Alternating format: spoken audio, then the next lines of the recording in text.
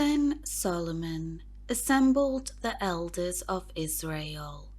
and all the heads of the tribes, the leaders of the fathers' households of the sons of Israel, to King Solomon in Jerusalem, to bring up the ark of the covenant of the Lord from the city of David, which is Zion. All the men of Israel assembled before King Solomon at the feast in the month of Ethanim, September to October, that is, the 7th month. All the elders of Israel came, and the priests carried the ark. They brought up the ark of the Lord, and the tent of meeting, and all the holy utensils that were in the tent. The priests and the Levites brought them up. King Solomon and all the congregation of Israel, who had assembled before him, were with him before the ark, sacrificing sheep and oxen, so many that they could not be counted or numbered. Then the priests brought the ark of the covenant of the Lord to its place, into the inner sanctuary of the house, into the Holy of Holies, under the wings of the cherubim. For the cherubim spread their 2 wings over the place of the ark, and the cherubim covered the ark and its carrying poles from above. The poles were so long that the ends of the poles were visible from the holy place,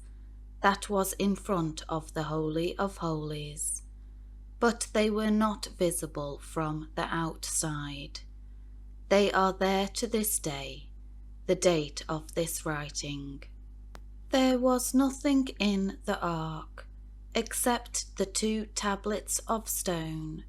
which Moses put there at Horeb, Sinai, where the Lord made a covenant with the Israelites,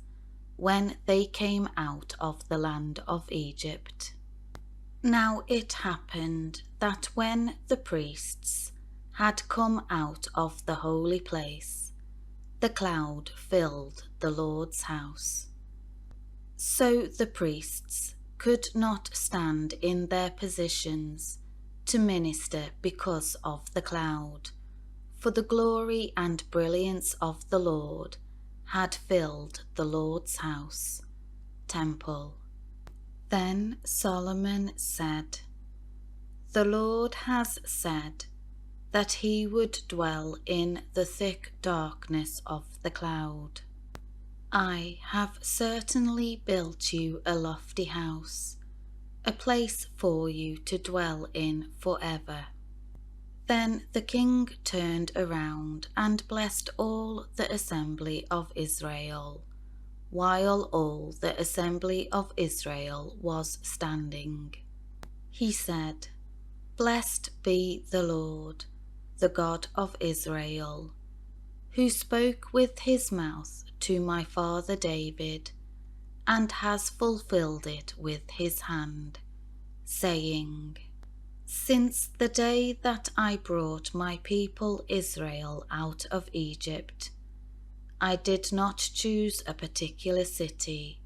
out of all the tribes of Israel in which to build a house, so that my name presence would be in it. But I chose David to be over my people Israel. Now it was determined in the heart of my father David to build a house, temple for the name of the Lord, the God of Israel. But the Lord said to my father David,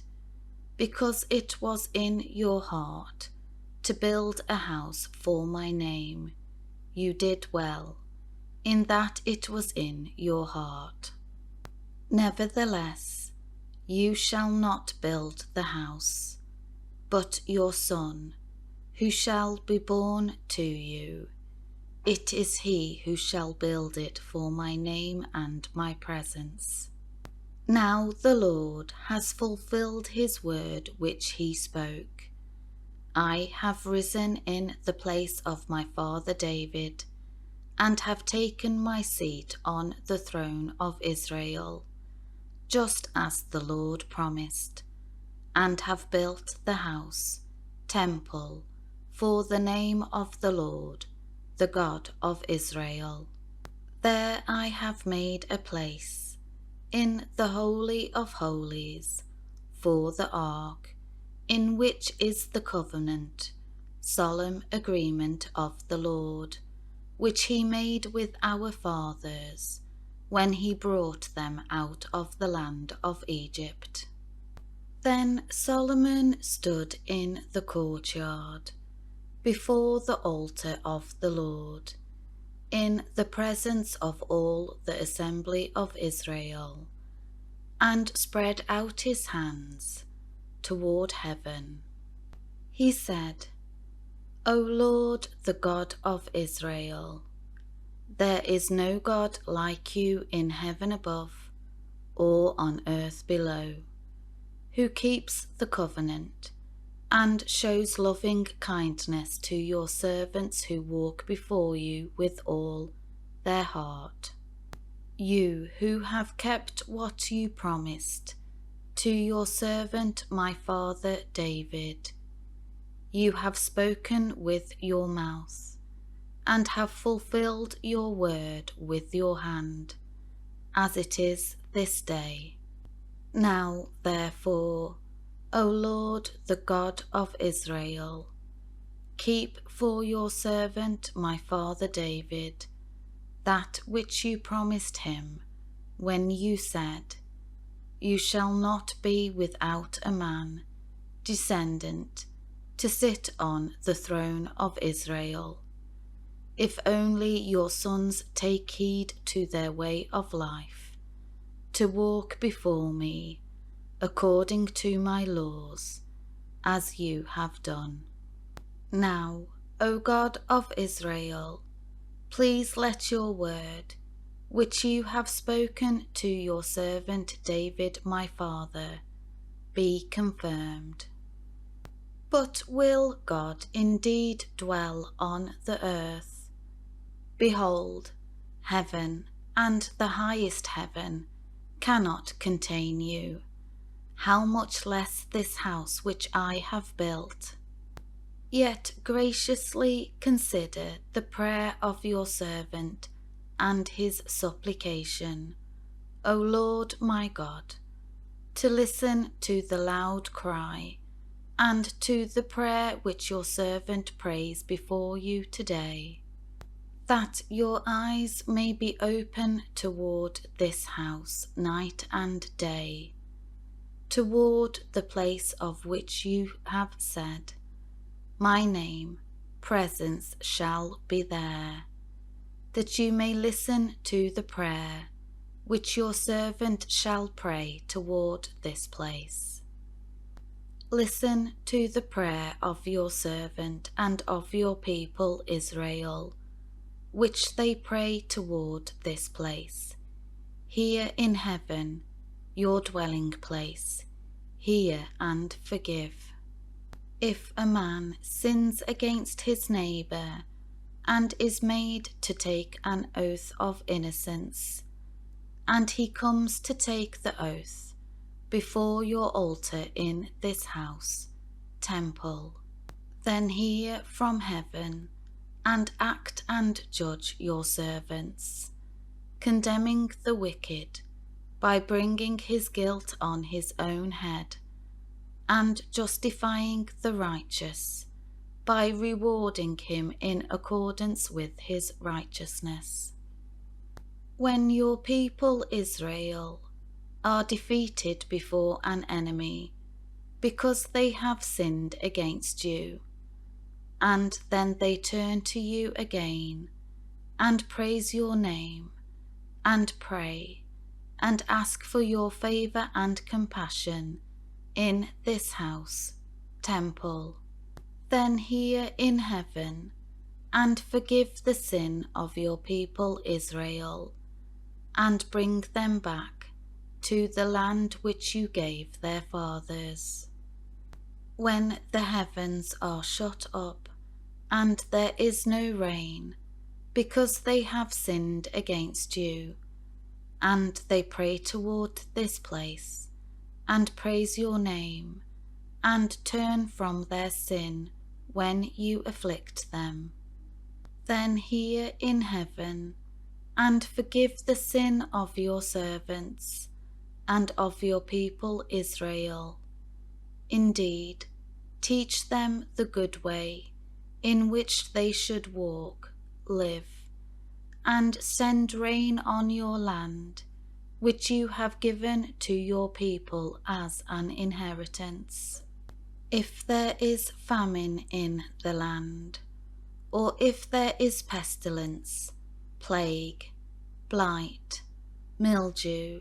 migratory locusts or grasshoppers, if their enemy besieges them in the land of their cities, whatever affliction or plague, whatever sickness there is, whatever prayer or pleading is made by any individual, or by your people Israel,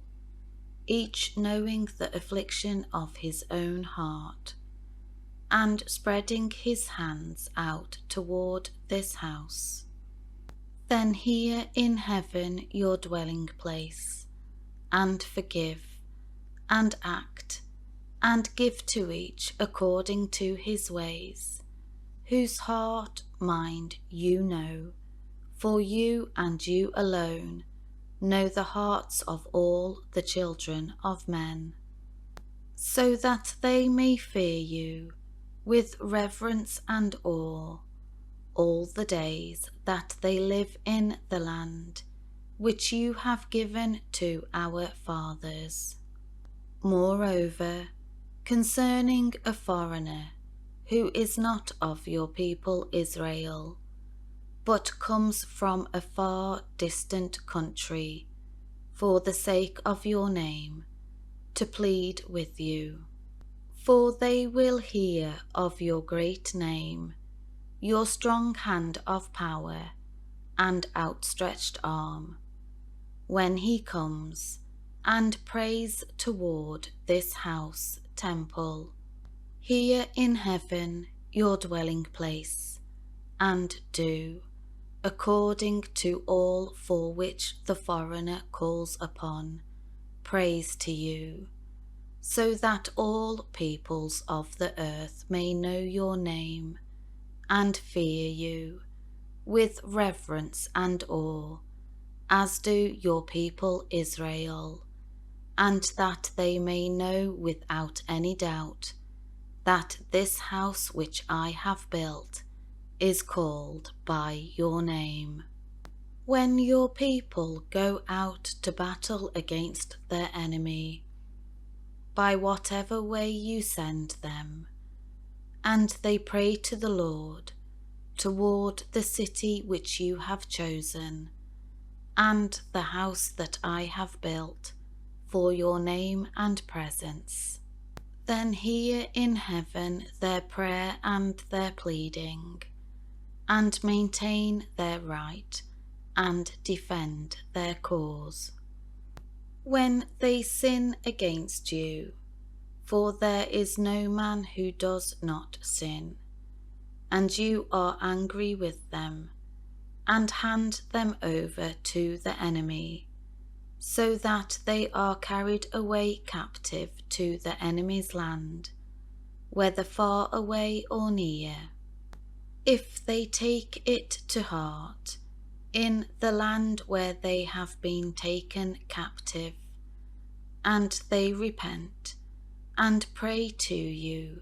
in the land of their captors, saying, we have sinned and done wrong, and we have acted wickedly. If they return to you with all their heart and with all their soul, in the land of their enemies, who have taken them captive, and they pray to you toward their land of Israel, which you gave to their fathers, the city of Jerusalem, which you have chosen, and the house which I have built for your name and presence. Then hear their prayer and their supplication in heaven your dwelling place, and maintain their right and defend their cause. And forgive your people who have sinned against you, and all the transgressions which they have committed against you, and make them objects of compassion before their captors, that they will be merciful to them. For they are your people and your heritage, whom you brought out of Egypt, from the midst of the iron furnace of slavery and oppression, that your eyes may be open to the supplication of your servant, and to the supplication of your people Israel, to listen to them, and be attentive to them whenever they call to you. For you singled them out from all the peoples of the earth as your heritage, just as you declared through Moses your servant, when you brought our fathers out of Egypt, O Lord God. When Solomon finished offering this entire prayer and supplication to the Lord, he arose from before the Lord's altar, where he had knelt down, with his hands stretched toward heaven. And he stood and blessed all the assembly of Israel with a loud voice, saying, Blessed be the Lord, who has given rest to his people Israel, in accordance with everything that he promised. Not one word has failed of all his good promise, which he spoke through Moses his servant. May the Lord our God be with us, as he was with our fathers. May he not leave us, nor abandon us to our enemies, that he may guide our hearts to himself, to walk in all his ways, following him, and to keep his commandments, his statutes, and his precepts which he commanded our fathers. Let these words of mine, with which I have made supplication before the Lord, be near to the Lord our God, day and night, so that he will maintain the cause and right of his servant and of his people Israel, as each day requires, so that all the peoples of the earth may know that the Lord is God, there is no one else. Therefore, your hearts are to be wholly devoted to the Lord our God, to walk in his statutes,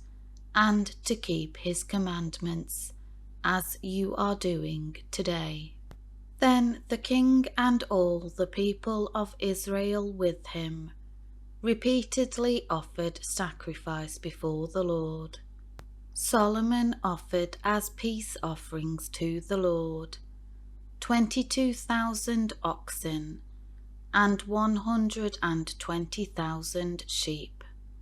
So the king and all the Israelites dedicated the house, temple of the Lord. On that same day, the king consecrated the middle of the courtyard that was in front of the house, temple of the Lord, for he offered there the burnt offerings, the grain offerings, and the fat of the peace offerings, because the bronze altar that was before the Lord was too small to hold all the burnt offerings,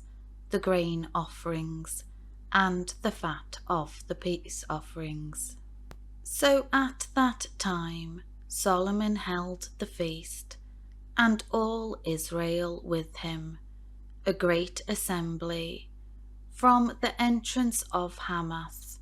on the northern border of Israel to the brook of Egypt at Israel's southern border, before the Lord our God, for 7 days, and 7 more days,